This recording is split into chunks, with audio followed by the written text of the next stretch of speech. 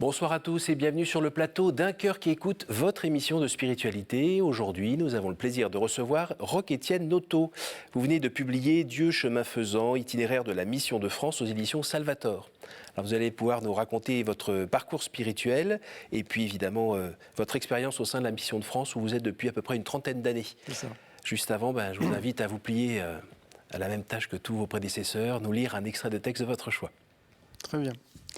Donc, alors, il s'agit d'un extrait du cardinal Suard, Essor ou déclin de l'Église, donc sa lettre encyclique, sa lettre qu'il avait écrite en 1947. Pour convertir le monde, il ne suffit pas d'être des saints et de prêcher l'Évangile.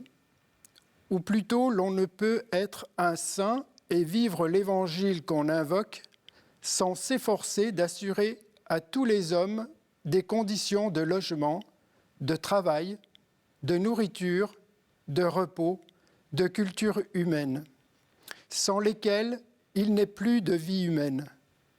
Aussi, la mission du chrétien n'est pas seulement un apostolat, c'est la convergence de 3 actions simultanées, religieuses, civiques et sociales. Voilà.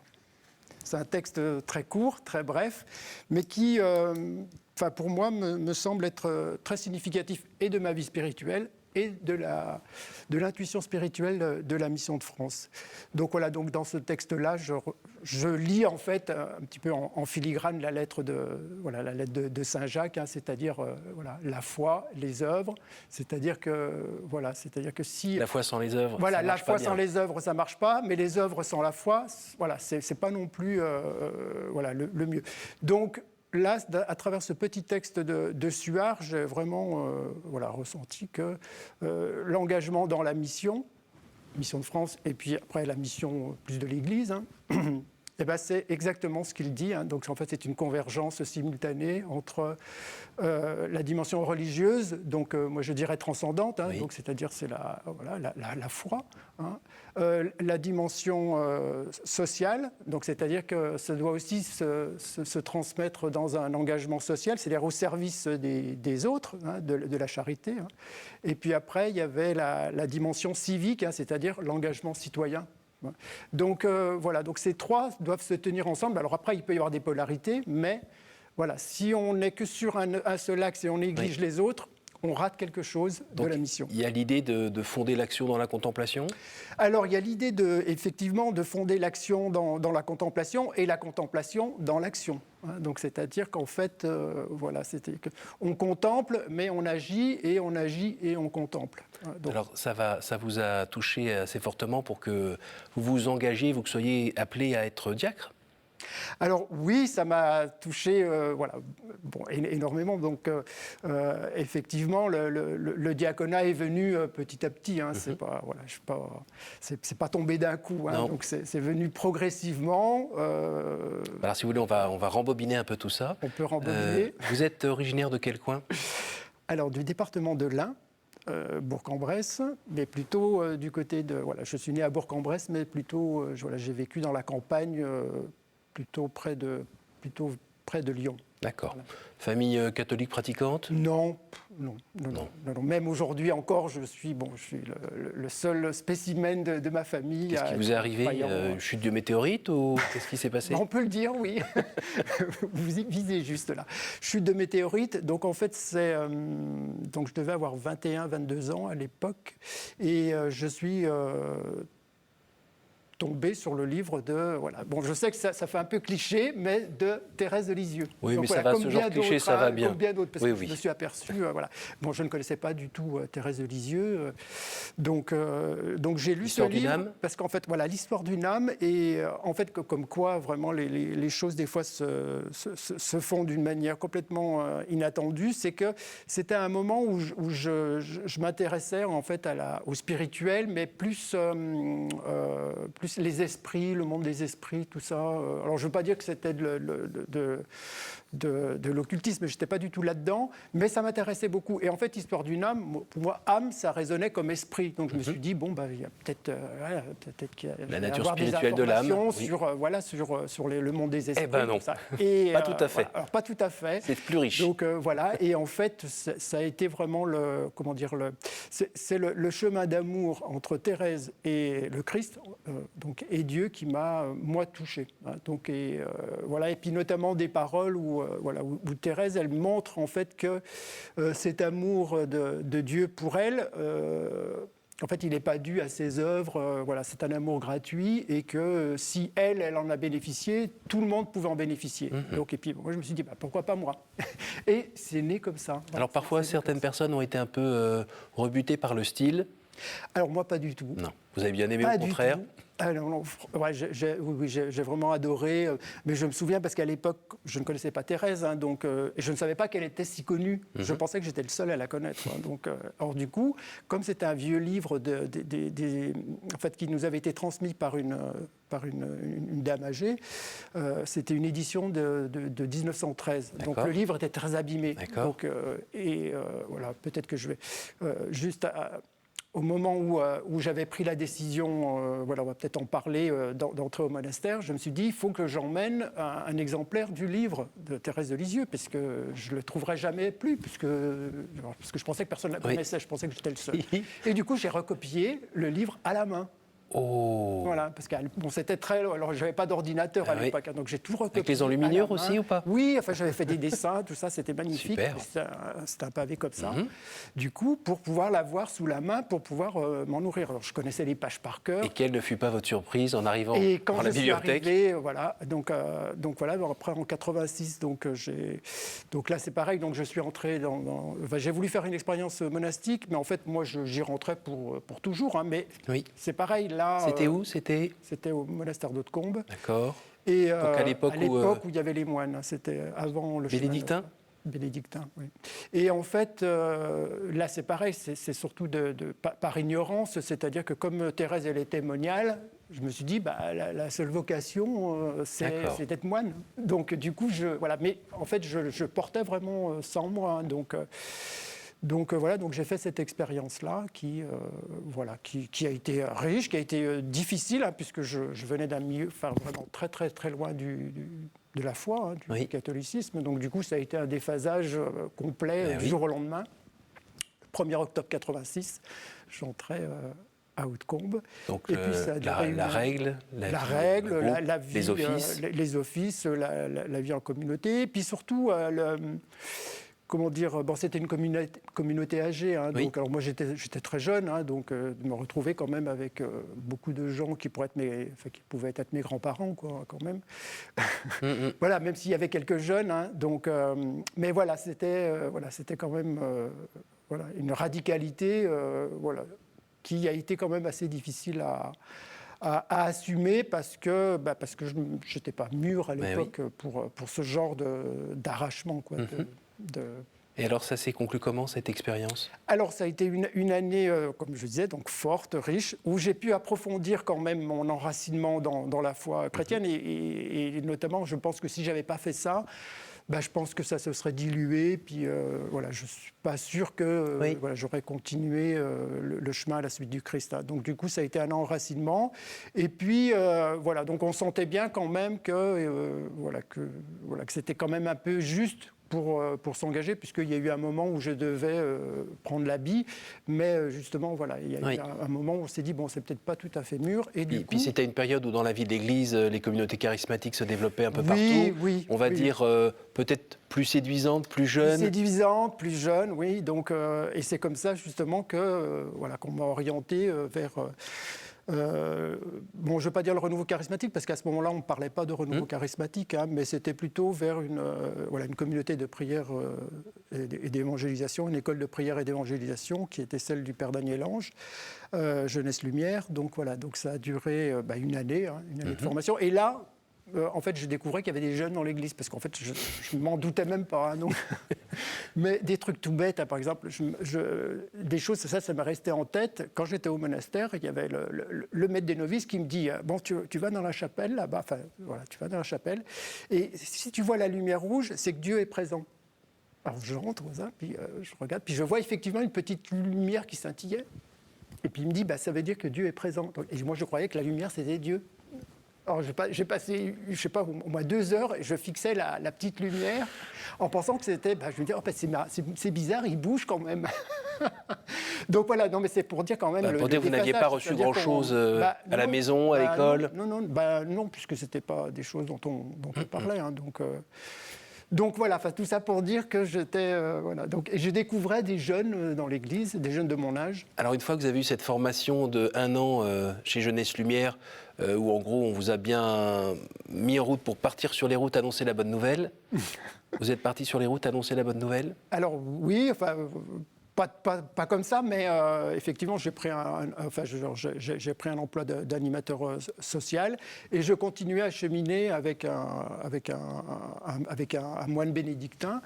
Donc voilà, et puis au fur et à mesure, donc je réfléchissais puisque je gardais toujours dans mon cœur, je me disais pour moi c'est la vie monastique, mais je me disais c'est trop tôt. Oui. Donc j'attendais, donc je travaillais, je faisais des expériences enrichissantes et puis en discutant avec ce moine bénédictin qui était un peu mon accompagnateur, finalement on en est arrivé. Moi je dis moi j'aimerais bien en fait avoir une vocation à la mission. J'aimerais bien être diffuser l'évangile, mais tout en travaillant. Je veux dire parce que pour ça venait d'où cette sensibilité-là, c'est... De quoi, le travail et je pense qu'en fait, je pense que j'ai toujours été comme ça. Et pour moi, le travail et la vie au milieu des autres, ça a toujours été quelque chose d'important. Chez vos parents, par exemple, il y avait justement cette vie professionnelle dans un groupe ? C'était pas... Oui. Alors bon, c'était pas au niveau mais vous avez toujours été habitué à entendre vos parents parler d'un travail engagé avec d'autres personnes et autres. Oui, c'était... Oui, dans la famille. Bon, c'est vrai que nous, on était dans un milieu rural, hein, mais après, c'était avec les agriculteurs. Voilà.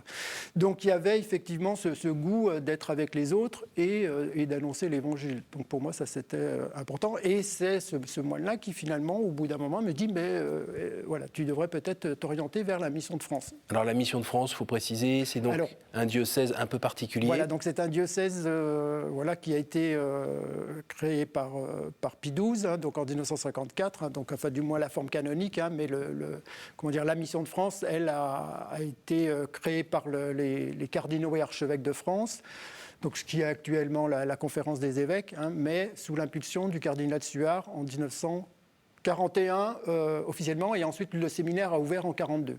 L'intuition, c'est notamment de ne pas laisser des zones comme les usines sans présence chrétienne à l'intérieur. Au départ, c'était surtout le milieu rural, hein, puisque le cardinal Suard a commencé à imaginer la Mission de France, il était archevêque de Reims à l'époque, un diocèse très rural, et l'objectif c'était de dire il y a des endroits où il y a beaucoup de prêtres, et il y a des endroits où il n'y en a pas, alors que c'est les endroits les plus déchristianisés. Donc, du coup, en fait, il faudrait organiser pour que ce soit des prêtres qui aillent dans les milieux déchristianisés, puisque,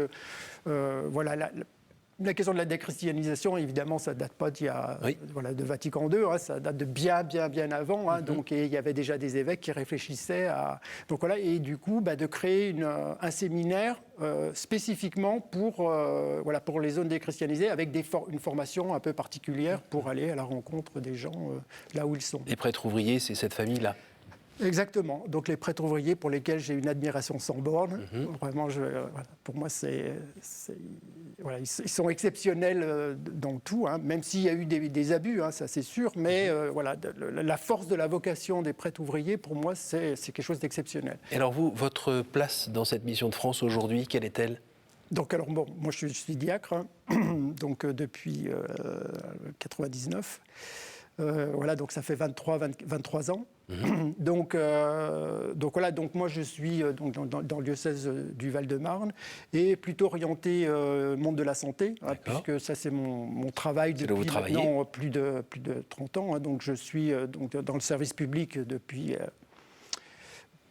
94, hein, donc ça, voilà. Ça, et alors là, comment vous vivez, vous, particulièrement, cette présence chrétienne dans un milieu hospitalier public au sein de la Mission de France?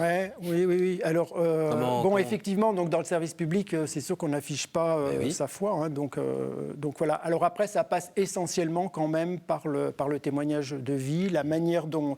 Donc voilà, donc moi, quand j'étais infirmier en milieu carcéral, hein, donc en fait, il y a une manière d'envisager le patient, d'envisager le détenu, la relation, hein, donc, et puis après, les relations avec les collègues, voilà, donc certains savaient, d'autres ne savaient pas, mais c'est-à-dire et d'autres pouvaient vous interroger du genre, mais tu carbures à quoi? Parce que tu souris alors qu'il n'y a pas de raison de sourire, et si c'était là, vous pouviez donner votre témoignage, exactement. par exemple?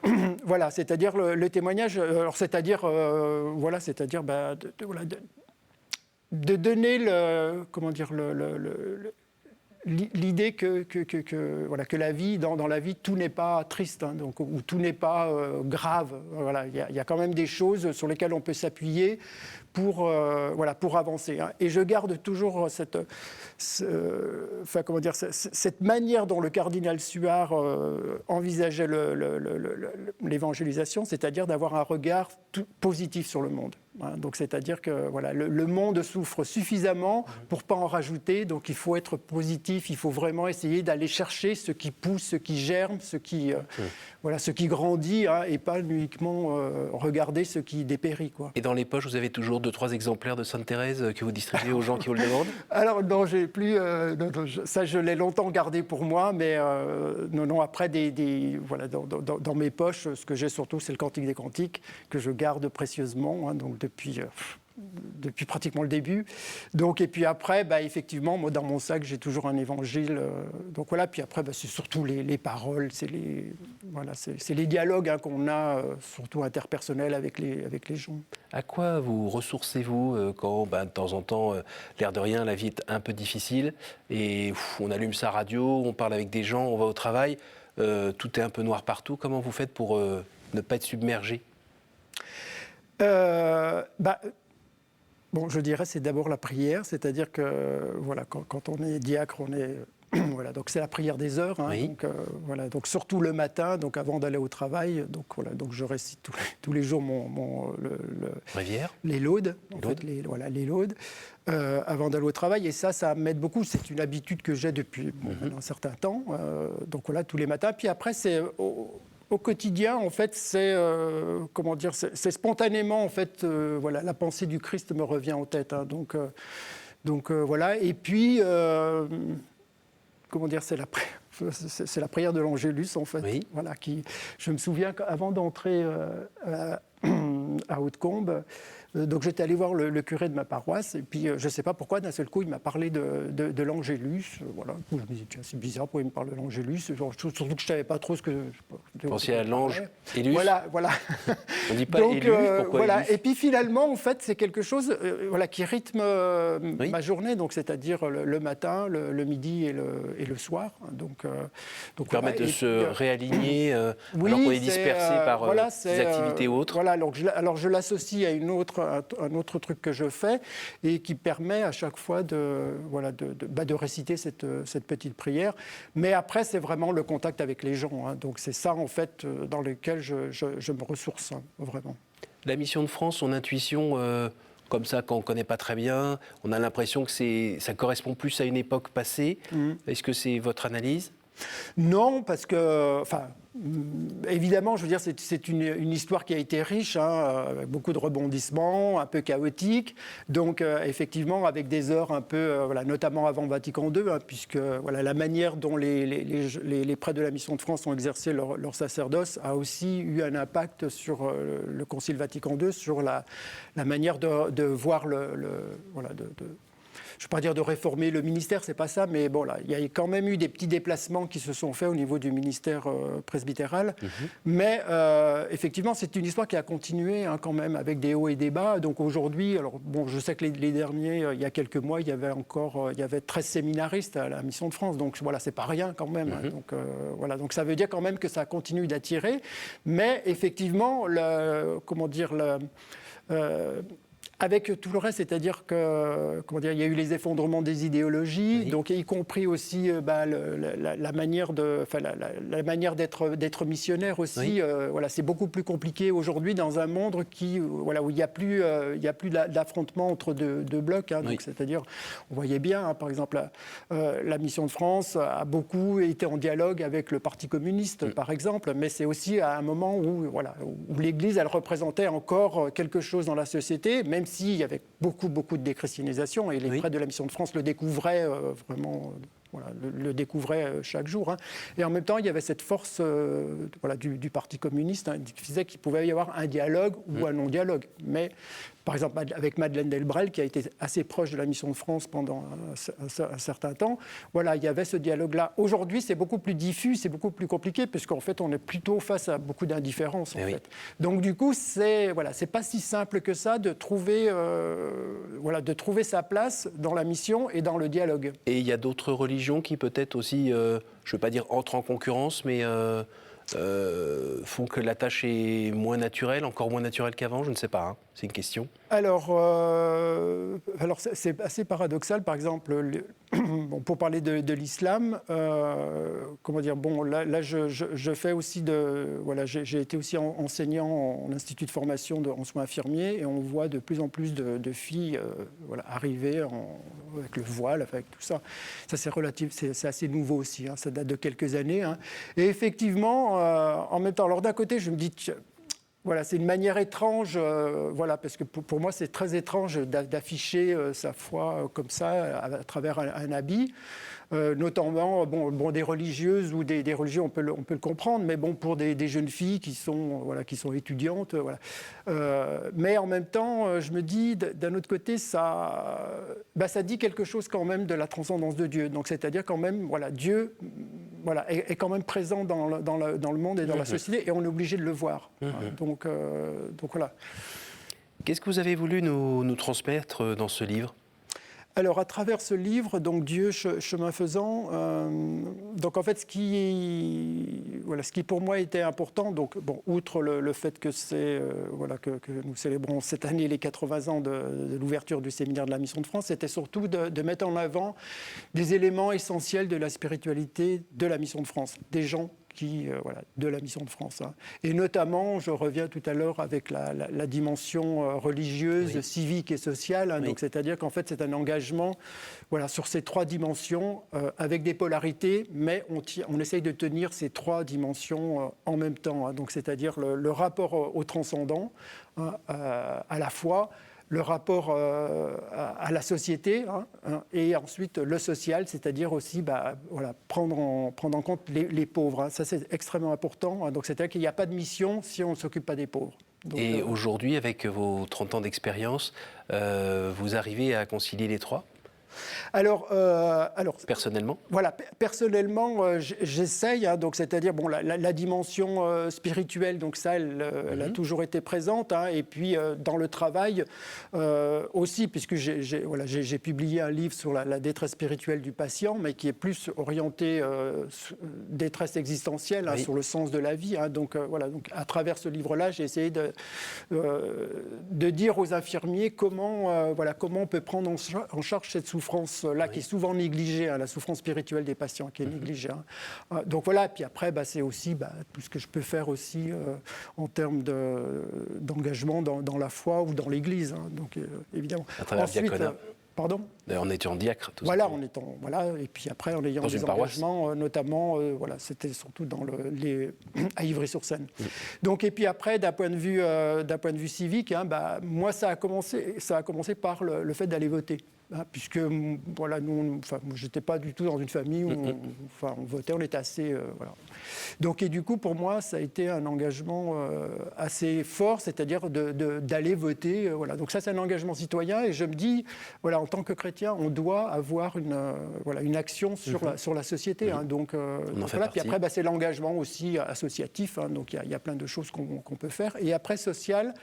Donc ça a été mon engagement auprès de comme accompagnateur spirituel de la conférence Saint-Vincent, hein, mais après ça a été aussi des engagements pour les pauvres, quoi. Hein. Donc, On arrive déjà à la fin de cette émission. ça passe très vite. Je vais vous demander de dire par 3 fois un chiffre entre 1 et 10, s'il vous plaît. 3.